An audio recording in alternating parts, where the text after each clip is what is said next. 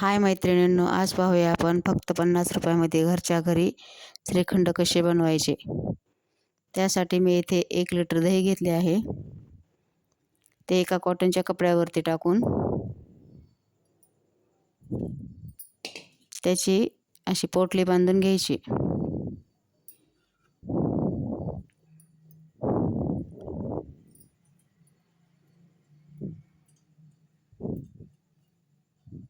चाळणीवरती ठेवून त्यामधील सर्व पाणी काढून घ्यायचे।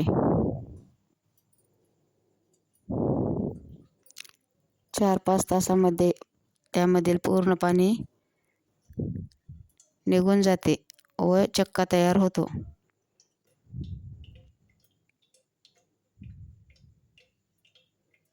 नंतर मी इथे 1 वाटी साखर घेतली आहे,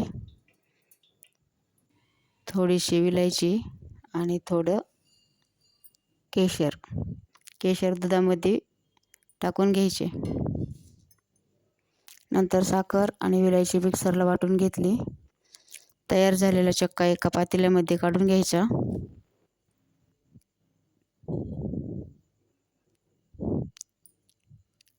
व त्याला छान असं फेटून घ्यायचं।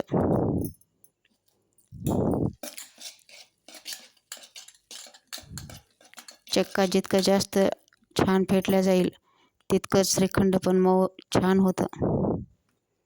नंतर त्यामध्ये पिठी साखर घालून घेतली, नंतर पण फेटून घ्यायचं। नंतर तयार केलेलं केशरचे दूध टाकून घेतलं।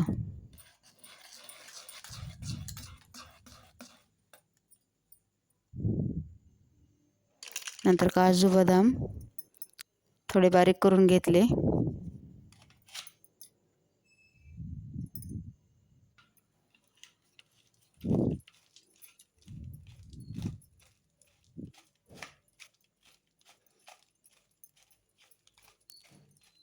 व तयार केलेल्या श्रीखंडाच्या मिश्रणामध्ये टाकून घेतले। हे सर्व छान मिक्स करून घ्यायचे। एकदम हलकं छान असं क्रीमी श्रीखंड तयार झाले आहे।